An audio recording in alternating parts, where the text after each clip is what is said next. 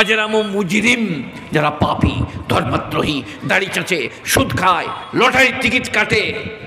ইন্নাল্লাযীনা আজরামু কানু মিনাল্লাযীনা আমানু ইয়াযহাকুন, তারা ঈমানদারকে দেখলে মুচকি হাসে। ও নামাজি হয়ে গেছে, পরেজগার হাজি হয়ে গেছে। ইন্নাল্লাযীনা আজরামু কানু মিনাল্লাযীনা আমানু ইয়াযহাকুন। একবারই আমাদের রূপটা 30 পারা।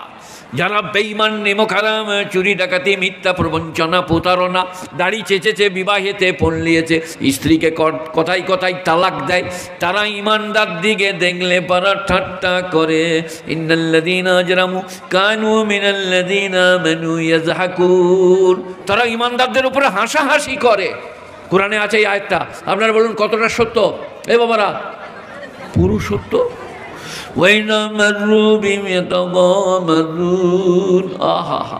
তারা যখন তাদের পাশ দিয়ে পেরিয়ে যায় তখন তারা চোখ মারামারি করে। आँख से इशारा करता है, देखो देखो मौलवी बैठे हैं, ओ मौलवी जाने वाले हैं। अजरमू कानू मिनल्लज़ीना आमनू यज़कुन, ईमानदारকে দেখলে বেঈমানরা হাসাহাসি করে। ওয়াইদা মাররু মাররু গুজরনা, जब ईमानदार के बगल से गुजरते हैं यतगामजुन, तखन तारा चोख मारामारी करे, इशारा करे बोले देखो मुसल्ली बैठे हैं, मौलवी बैठे हैं, बहुत बड़े परहेजगार हो गए। এইটা একবারে পুরো রূপটা। ইন্নাল্লাযীনা আজরামু কানু মিনাল্লাযীনা আমানু ইয়াযকুন ওয়া ইযা মাররু বিহিম ইয়াতগামাজুন। এরপরে এখনো শেষ হয় নাই। ওয়া ইযান কলাবু ইলা আহলিহিম কলাবু ফাকিহিন, ইনকিলাব মানে পলটনা। যখন তারা ঘরে ফিরে যায়, ওয়াইযান কলাবু ইলা আহলিহিম কলাবু, তারা যখন তাদের বিবিদের কাছে ফিরে যায়, ওয়াইযান কলাবু ইলা আহলিহিম কলাবু ফাকিহিন, তখন তারা গদ গদ করে ব্যাখ্যা দেয়। ওগো হারুনের মা, ওগো রমজানের খালা, শুনেছ আজ মৌলবীকে যা দিয়েছি, শরমে রাতে ভাত খাবে না। গদ গদ করে ব্যাখ্যা দেয় স্ত্রীর কাছে।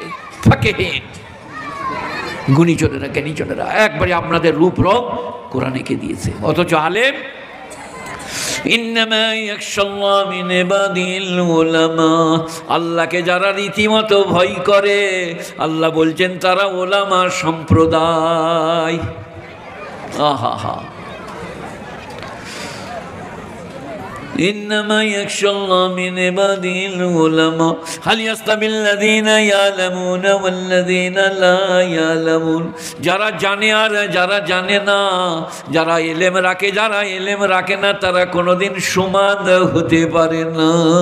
কোরআন হাল ইয়াস্তাবিল্লাযীনা ইয়ালামুনা ওয়াল্লাযীনা লা ইয়ালামুন হাল ইয়াস্তাবিদ দুলুমাত ওয়ান নূর, এলেম আর মূর্খামি, আলো আর অন্ধকার কখনো সমান হতে পারে না।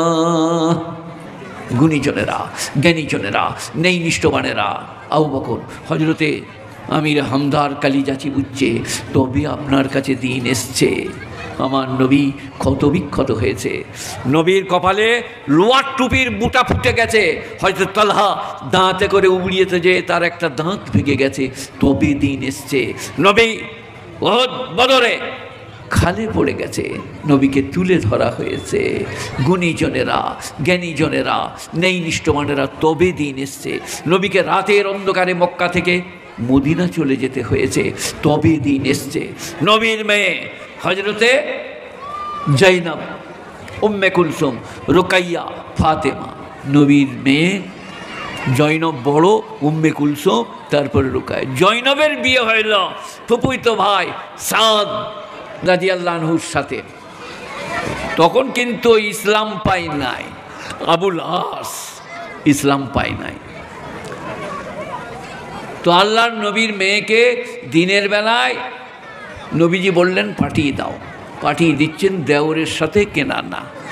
তিনি যখন নিয়ে বাইরে যাচ্ছেন আর উনি এখানে আছেন, মক্কার লোকরা বললেন নবীর মেয়ে আলাল এলান, পরিষ্কার লোকের সামনে চলে যাবে, হতে পারে না, যাও এখন নিয়ে যাও। তীর চালাতে লাগলেন যিনি নিয়ে যাচ্ছিলেন নবীর কাছে, এরাও তীর চালাতে লাগলো। তারপরে পরামর্শই হলো রাতে যখন সবাই ঘর ঢুকে যাবে তখন পার করে দেবে। কে? হয়তো জৈনব। পেটে একটা ভুজালি লেগে গিয়েছিল ছুরাছুরিতে, সেই ক্ষততে জয়নব মারা গেছেন, নবী কবরে নেমেছেন, কত কষ্ট হয়েছে। তবে দিন এসছে লা ইলাহা ইল্লাল্লাহ। গুণীজনেরা, জ্ঞানীজনেরা, ন্যায়নিষ্ঠবানেরা, আলেম ওলামারা কোথায়? এখানকার কলকাতার বর্ধমানের আলেম কোথায় পড়াচ্ছে বলুন? দক্ষিণ আফ্রিকায়, উত্তর আফ্রিকায়। গুণীজনেরা, জ্ঞানীজনেরা, ন্যায়নিষ্ঠবানেরা, কোথাকার আলেম কোথায় এসে দিনের কথা প্রচার করছে? কোথায়? আগরতলা, ত্রিপুরা। তবে আপনার কাছে দিন এসছে। তারা ঘুমকে হারাম করে রেখেছে। কোরআন, হাদিস, ফিকহ, উসুল, তাফসীর। তো কি বলছিলাম আপনাদেরকে, ইসলামে কি নাই? বইটা বার হবে, পেলে নিয়ে নেবেন। 20-30 টাকা 50 টাকা দাম হবে হয়তো। আর এইগুলো আছে 20 টাকা করে বই আছে। মায়েরা বোনেরা সবাই নেবেন। জাকানদানি থেকে দাফন কাপড় কেমন করে গোসল দেবেন। আর আপনার থেকে আরও বইগুলো সব রাখা আছে, আরও বই প্রেসে আছে। এই 7ই পৌষ বইগুলো নেবো, 7ই জানুয়ারি কথা হয়ে আছে প্রেসওয়ালার সাথে। ইসলামে কি নাই? কি নাই? আকিকা। প্রথমে কি বললাম? মাথাটা নেড়া করে ওজন করে রূপদান করবে, তারপরে ভালো নাম। ওইখান থেকে এত দূর গড়িয়ে গেল কি? আব্দুর রহমান, আবদুল্লাহ, গোলাম কিবরিয়া, গোলাম কুদ্দুস, গোলাম হায়দার। ভালো নাম রাখুন। নামের প্রভাব পড়ে। আমার নাম শওকত আলী, আমার নানি রেখেছে। শওকত মানে কাঁটা। আমার উস্তাদ বলতেন তুই সমাজের কাঁটা হবি। মুফতি মুসলিম সাহেব রহমতুল্লাহ আলাইহি নওবর আল্লাহু মারকাদা। ভালো ভালো নাম রাখুন, নামের প্রভাব। আর শওকতের আরেকটা মানে গায়র জাতি শওকতে, কোরআনে আছে। শওকত মানে দবদবা, গায়র জাতি শওকতে। নাম রাখুন ভালো। সব থেকে ভালো নাম নবীজি বলেছেন আব্দুল্লাহ, আব্দুর রহমান, ওবাইদুল্লাহ। ওবাইদুল মানে আল্লাহর খুব ছোট বান্দা। তাহলে কটা হলো? 2টো। 3 নম্বর, বেটা ছেলে হলে 2টো ছাগল, মেয়ে ছেলে হলে 1টা ছাগল জবাই করুন, করে নিজে খান, আত্মীয় স্বজন দিকে খাওয়ান। বিরিয়ানি করুন, রান্না করুন, সাদা ভাত রান্না, অথবা গোশত বিলিয়ে দেন। কিন্তু লোক দেখানি করবেন না। 1টা ছাগল 5 কেজি গোশত, বলে গোটা মেদিনীপুরকে দেবো, যাহাই হবে। বলে কতটা করে দিবি? এবার যাদের ঘরে দিয়েছে তারা এমনি কাককে দিয়ে দিলে, এইটুন গোশ কী হবে? কতটা দিবেন? 250, 500, আত্মীয় স্বজন 50 ঘর। তারপরে যারা করবে তারা আবার কাছাকাছিগুলো আতে জাল কুরবা হক্কা ওয়াল মিসকিনা। তোমাদের কারামত দ্বারা রিশতেদার কাছের তাদেরকে দাও, মিসকিনকে দাও, এতিমকে দাও, অনাথকে দাও, অপরিচিতকে দাও, মুসাফিরকে দাও। কোরআন বলে দিয়েছে। কিন্তু বিলিয়ে বেরিয়েও না। কটা হলো? মাথার চুল চেঁচে রূপদান করা, ভালো নামকরণ করা, আর ছাগল জবাই করে। বিটি ছেলে হলে 1টা ছাগল, বেটা ছেলে হলে 2টো ছাগল। অনেকজন বলে বিটির 1টা কেন? অনেকজন বলে বিটিরা 1 ভাগ পাবে কেন, বেটারা 2 ভাগ। আপনারা শুনেছেন বেটারা ক ভাগ পায় বাপের মাল? জানো না নাকি? বলেন না ওনারা? বেটারা ক ভাগ পায়? মেয়েরা কত? কেন কেন থাকে না পাবে? সারাদিন কাজ করছে। ওহে এই কারণে পাবে। ঘরে কুটুম এলে তোর বাপকে বলগা গোশত আনতে, ঘরে সম্বন্ধ এলে তোর বাপকে বলগা মাছ আনতে, মাথার তেলের দরকার তোর বাপকে বলগা মা বললে তেল কিনে দে।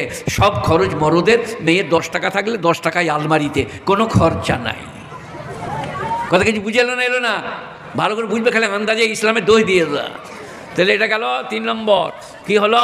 2টো ছাগল আর 1টা ছাগল। আর যদি না পাও, সে মহলাটাও বলে দিই, বেটা ছেলের আকিকা 1টা ছাগলেও হয়ে যাবে। আর যদি গরু করেন তাহলে তার হবে, তার বাপের হবে, তার মায়ের হবে, তার বোনের হবে। 1টা গরুতে 7টা ভাগ। 2টো করে ভাগ দিলে 2টো বেটা ছেলে 4 ভাগ, 3টে বিটি ছেলে 3 ভাগ, 7 ভাগ। 2টো বেটা ছেলের হবে, 3টে বিটি ছেলের হবে। আর যদি বলেন আমি বিয়ে করেছি আমাদের সাবেদাকে, তার এখনো আকিকা হয় নাই, 1টা ভাগ তার নামে দিয়ে দেন।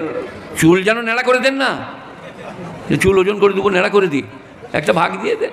নাম ভালো আছে সাবেদা, আর আপনার নামে 1টা দিয়ে দেন। আপনি জানেন, আহা হা, আল্লাহর নবী আহা নিজে হাতে 63টা উট কোরবানি করেছেন, 7টা হজরতে আলী, 70টা। তো আল্লাহর নবী বলেছেন আকিকার গোশত নিজে খাবে, আত্মীয় স্বজন খাবে, যার নামে আকিকা সে খাবে, তার মা বাপ খাবে, কোনো দোষের নয়। একবার হালাল বৈধ ভালো জিনিস। সবাই বলুন আকিকার গোশত খাবো, বলুন ইনশাল্লাহ। আকিকা হলে আমি ছাগলের ঠ্যাং চেয়ে খাই, গরুর ঠ্যাং চেয়ে খাই। বলে আমাকে 1টা ঠ্যাং দিবে বাবু? বলে ঠিক আছে পাঠিয়ে দেবো হজরত। চেয়ে খাই, সদকার খাই না, আল্লাহ খাওয়াই নাই। সদকা মাইয়েতের রুহের মাগফিরাতের জন্য যে খানা ধনীদের, আলেমদের, না ক্ষয় উচিত। আপনারা যদি জোর দেন, মাথার উপরে ছুরি ধরেন, খেলব, কিন্তু খেতে নাই। মাইয়েতের খানা খেলে দিল মুর্দা হয়। গুণীজনেরা, তাহলে কটা হলো? আকিকা, আর কি হলো? নামকরণ। আর একটা আছে, কোনো মিষ্টি জিনিস, খেজুর হোক, লড় চমচম হোক, রসগোল্লা হোক, নিয়ে এই আঙুলটা ঠেকিয়ে কোনো বুজুর্গ লোক, আলেম, পরেজগার, চাচা, দাদু, সেইটাতে ডুবিয়ে একটু মুখে ঠেকিয়ে দেওয়া, আকিকা হয়ে গেল। গুণীজনেরা, জ্ঞানীজনেরা, ইসলামে কি নাই? আকিকা। আকিকা হয়ে গেল। এরপরে আকিকার আগে কি হয়ে গেছে বলুন দেন? ছেলেটা কোলে করে দাঁড়াও, আল্লাহু আকবার, আল্লাহু আকবার, কানে আজান।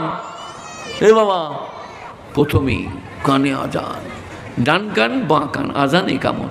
তো ইমাম সাহেব কি ঘুরে বেড়াবে? না, ছেলেটাকে এইরম করে ধরবে, আবার এইরম করে ঘুরিয়ে নিবে, ছেলেটা ঘুরবে, ইমাম আপনার চালাবে। ইমাম বলতে কি, আপনার কোনো ভাইপো, পুত্রা, আত্মীয় এইরম লোক এসে আজান দিয়ে দিবে। গুণীজনেরা, এরপরে সবাই বলুন লা ইলাহা ইল্লাল্লাহ, কলমা মুহাম্মাদুর রাসূলুল্লাহ। কলমা হয়ে গেল। এবারে নামাজ এলো। নামাজ কি নামাজ? ফরজ, ওয়াজিব, সুন্নত, বেতের, নানা রকম নামাজ।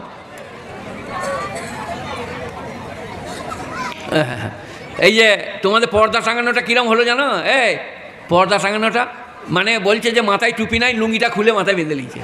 সালা, ও কিরম পর্দা টাঙাচ্ছে দেখো, পরেজগার লোকরা এসে সব হয়ে গেল দিক বিদিক। এই বাবা কি বলছিলাম? এরপরে কি এলো? নামাজ, ফরজ নামাজ, ওয়াজিব নামাজ, সুন্নত নামাজ, ঘরের নামাজ, বাইরের নামাজ, সফরের নামাজ, হজরের নামাজ।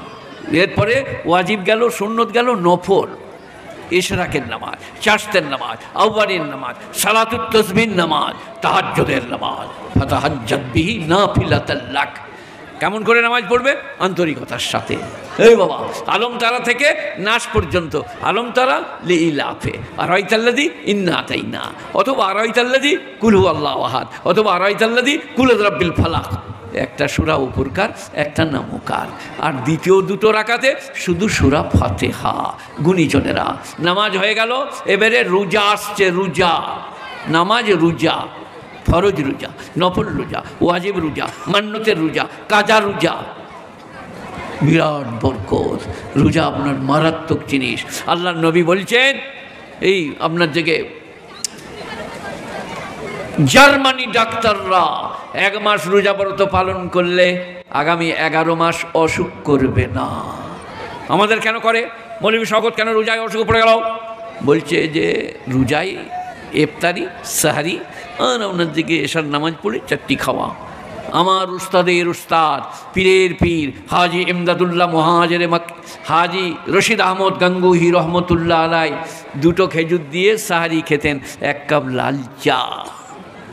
আমাদের কি রোজা একটু শরীর ভেঙে যাবে, কামনা বাসনা কমে যাবে, আল্লাহ আল্লাহ করতে মন যাবে, কিন্তু আমাদের কি ভালো চালের ভাত, তার উপরে দেশি ঘি, ডিমের হাফ বয়েল, গোস্তর লাড়ু। রোজার পরে দেখছি 65 ছিল 75, খালি এমনি এমনি করেছিল। তো ওইরকম করে খেতে বলেছে রোজায়,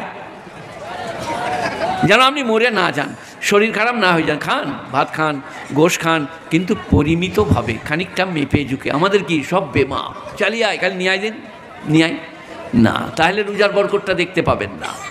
এই বাবা, রোজা কাজা হলে কাজা রাখো মায়েরা, বৈশাখ মাসে ছাড়া কাজা রুকা রাখা হবে না, তাই তো নাকি? বলছে হ্যাঁ। রোজা কাজা থাকলে কার্তিক, অজ্ঞান, পৌষ এই মাসগুলোতে রাখো, ছোট দিন, হালকা। কেন? আল্লাহ বলছে আমি দিনকে সহজ করেছি, কঠিন করি নাই। কোরআন সূরা বাকারা। গুণীজনেরা, জ্ঞানীজনেরা, রোজা হয়ে গেল। হজ, হজ, হজ্জে তামাত্তু, হজ্জে কেরান, হজ্জে ইফরাদ, 3 রকম হজ। ওমরা, হজে গেলে তওয়াফ, কি কাবা ঘরের চারিদিকে ঘোরা, সেই দৌড়াদৌড়ি করা, আর কি কুরবানি করা, আর কি মিনা